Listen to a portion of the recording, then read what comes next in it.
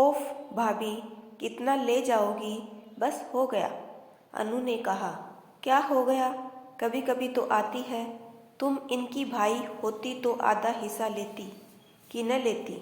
पर भाभी, भैया इतने खर्चे में है, आप लोगों का इतना प्यार मिल रहा है, वही बहुत है मेरे लिए।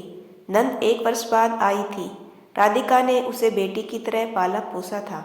हालांकि राधिका की सास कभी नहीं चाहती थी कि बेटी अपनी भाभी के संपर्क में रहे, पर नंद भाभी का रिश्ता इतना गहरा हो गया कि नंद भाभी की बेटी ही बनकर रह गई थी। आज 1 सप्ताह रहकर बेटी पुनः अपनी ससुराल जा रही थी। बहू, जा किचन में जा, दूध उबाल पर है। राधिका की सास उनके पास आते ही बोली। जी माँ जी, कहते हुए राधिका किचन में चली गई। बहू के किचन में जाते ही सास ने अपनी बेटी का 10,000 रुपये अपनी साड़ी के पल्लू में से निकाल कर दिया। यह क्या है माँ? रख ले बेटी, तेरे काम आएंगे। पर माँ, तुझे यह मिले कहाँ? आपकी कोई नौकरी तो है नहीं।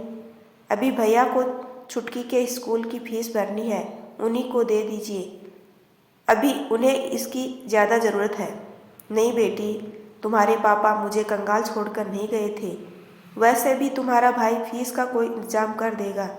तू यह पैसे रख ले। और जबरन बेटी के हाथ में रुपये ठूस कर चली गई। बेटी अनु को पिछले महीने का भाभी का फ़ोन याद आया। भाभी बहुत परेशान थी। भैया को सैलरी मिली थी और उसमें से 10,000 रुपये घर में से गायब हो गए, बता रही थी। उसने कुछ सोचा, वह मुस्कुराई और किचन की तरफ चली पड़ी। अच्छा भाभी, मैं चली। और हाँ, यह 10,000 रुपये अभी सोफे के नीचे से मिले हैं। मेरी जूती उसके नीचे चली गई थी। जूती तलाशने में यह भी मिले। शायद यह वही रुपये हैं जिसके विषय में आपने फ़ोन किया था। राधिका की आंखों में आंसू थे। वह सास और नंद की बातें सुन चुकी थी। नंद को अपने आगोश भर लिया और धीरे से कहा, तू मेरी सबसे बड़ी बेटी है। नंद भाभी दोनों मुस्कुरा पड़ी। सच है, जीवन का यह भी एक सुंदर रूप है।